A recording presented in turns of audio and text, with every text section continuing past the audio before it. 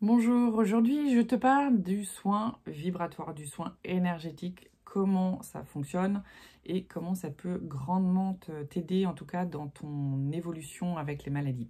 Je m'appelle Eliade Wettstein-Dété, je suis coach de vie et j'accompagne les personnes à dire merci et au revoir au TCA. Le soin vibratoire ou le soin énergétique. Si tu avais pu te guérir de la boulimie depuis le nombre d'années où tu l'as, ou si ça vient juste de démarrer, en tout cas, si tu arrivais à le faire, à te guérir seul, tu l'aurais déjà fait, d'accord? Et ce n'est pas un manque de volonté, ce n'est pas un caprice de ta part, c'est une vraie maladie, d'accord? Il y a plein de recherches qui sont faites encore sur justement s'il y a quelque chose dans le cerveau, s'il y a des carences, il y a plein de choses en fait, il y a encore plein de... Ce sont des maladies qui sont encore assez mal connues et qui ont besoin d'être encore étudiées et la médecine a encore pas mal de progrès à faire là-dessus. Mais en tout cas, quand on travaille avec à côté de la médecine, médecine à pas négliger, s'il y a vraiment des problèmes physiques, c'est la médecine.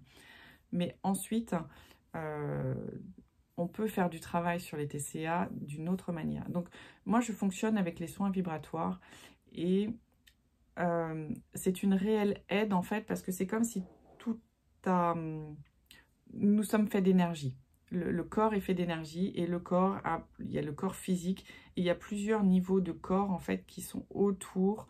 En Reiki, on dit qu'il y a 7 corps autour. Alors, je ne sais pas combien il y en a, hein. Mais au final, c'est tout ce qui crée ton aura.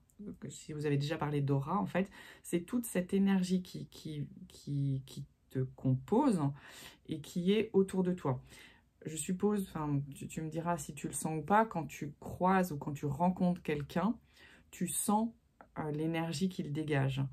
Et ça, tu le sens à travers toutes tes couches, à travers ton aura. En fait, c'est vos deux auras se rencontrent et vos deux auras et votre corps, en tout cas au niveau énergétique, il y a énormément d'informations qui se transmettent. Beaucoup plus que l'information que vous pouvez transmettre par la parole en échangeant avec la personne. Donc le lien qui se crée avec les gens se fait bien sûr par la parole, mais se fait par ton aura et l'aura de celle de la personne que tu rencontres. Il est nécessaire d'aller nettoyer ces auras, d'aller travailler dans le subtil pour faire bouger en fait faire bouger ce qui est présent en fait et qui résonne, enfin en tout cas faire bouger l'information que tu transmets à l'autre et faire bouger l'information avec laquelle tu es constamment en fait à l'intérieur de ton aura. Alors déjà, il y a quelque chose de sécurité à mettre en place. Donc c'est-à-dire que moi, quand je travaille avec mes clientes, on travaille toujours la première séance sur sécuriser cette aura. C'est-à-dire que votre énergie, elle est à l'intérieur. Vous n'allez pas crocheter, en fait, vous accrocher aux autres et donc des parties de vous en fait qui partent à l'extérieur et des parties d'autres qui se sont accrochées chez vous et qui vous vampirisent. Donc déjà, il y a un gros travail de remettre chacun chez soi et du coup de rester à l'intérieur et donc complet parce qu'une fois que vous êtes complet avec toutes vos énergies, on peut travailler sur du nettoyage, on peut travailler sur du remettre de la structure à l'intérieur parce que du coup je l'ai vu la semaine dernière en fait chez une cliente. En fait, il y avait plus de structure énergétique à l'intérieur. En fait, c'était comme une passoire, comme pas de colonne vertébrale énergétique. Enfin, il y a ce corps physique, mais il y a beaucoup plus que ça. Et le subtil est réellement à travailler et à, à remettre en place en fait dans la bonne direction. Et là, à partir de ce moment-là, quand il y a eu tout un travail dans le subtil à faire, et ben, c'est comme si on vous remettait les bases, en fait. Vous reprenez vraiment la maîtrise de qui vous êtes, de ce que vous voulez, de là où vous voulez aller et de vos combats, en fait. Parce qu'en fait, la boulimie ou les TCA, si vous avez pris sur rien, vous essayez de contrôler, donc vous contrôlez juste votre nourriture, enfin contrôler dans le sens où c'est quelque chose, c'est votre mal-être s'est posé là-dessus. La nourriture, que ce soit boulimie, anorexie, hyperphagie ou les autres TCA qui existent, ce n'est qu'un moyen d'essayer de contrôler quelque chose dans votre vie. On est bien clair que ça ne marche pas, d'accord? Mais c'est une méthode de survie, c'est une bouée de sauvetage, c'est celle que vous avez trouvée. Il y a plein de gens, je pourrais dire quasiment tout le monde a des bouées de sauvetage qui sont plus ou moins d'abord socialement acceptables et puis visibles ou dommageables pour la vie de tous les jours. Bon, les TCA sont assez compliqués parce qu'en plus, la nourriture, tu es quand même obligé de faire face tous les jours, tu es obligé de manger. Les anorexiques, même si elles ne veulent plus manger, elles sont bien obligées de se réalimenter d'une certaine manière. Donc je trouve que les TCA sont quelque chose de vraiment très compliqué. Et une des caractéristiques, c'est que voilà, il y a rien à l'intérieur en fait. Je parle bien au niveau énergétique. Et tout ça a besoin d'être reconstruit. Et ça se fait très très bien en fait. Ça prend plus ou moins de temps selon les personnes, mais ça se fait très bien. Il y a besoin de remettre de la structure à l'intérieur, remettre un édifice, un soutien, enfin comme mettre un étayage qui est naturellement là chez certains et qui ne l'est pas, ou qui s'est effondré, ou qui est complètement bancal en fait chez les personnes qui ont les TCA. Je le vois de plus en plus clairement en fait chez mes clientes, comment ça vient redonner vous savez, de la droiture, de la présence, et du coup, un chouïa de maîtrise. Alors, un chouïa n'est pas le bon terme. Vient redonner de la maîtrise sur ce que tu veux, sur ce que tu ne veux pas, et d'avoir effectivement les moyens de le poser, de le mettre dans la matière.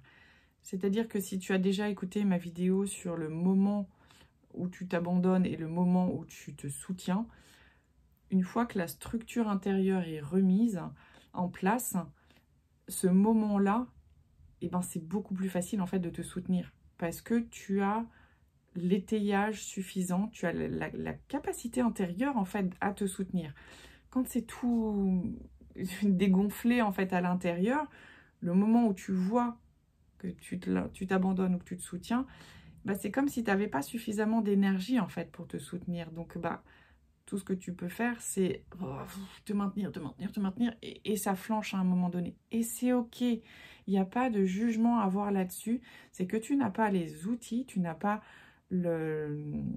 l'énergie suffisante, mais c'est pas l'énergie physique. Tu vois, tu as l'énergie par exemple d'aller faire du sport, de gérer ta vie de tous les jours, etc. Mais tu n'as pas l'énergie, en tout cas tu n'as pas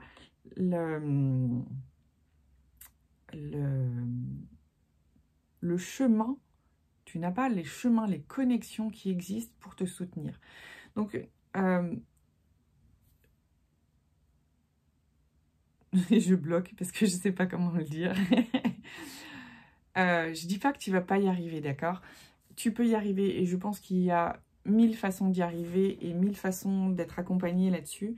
Moi, en tout cas, c'est une des manières avec laquelle je travaille, c'est de vraiment aller suffisamment nettoyer l'intérieur de tout ce qui est pollué, négatif, que tu as capté de l'extérieur ou que tu t'es donné à toi-même, etc.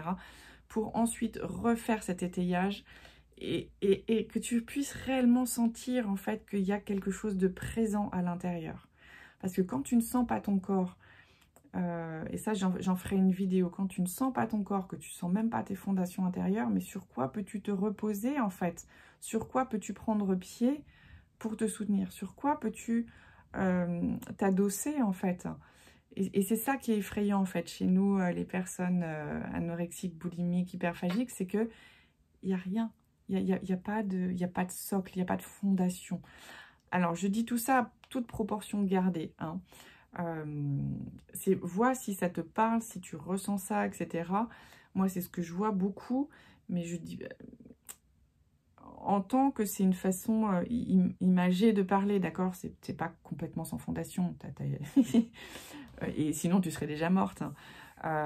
Mais tu vois, énergétiquement c'est un peu ça qui se passe, enfin c'est même carrément ça qui se passe, et donc ce que je veux te faire comprendre, c'est surtout qu'il y a moyen de réétayer tout ça, il y a moyen de remettre de la structure là-dedans, et qui va t'aider grandement à dire merci et au revoir à ta maladie.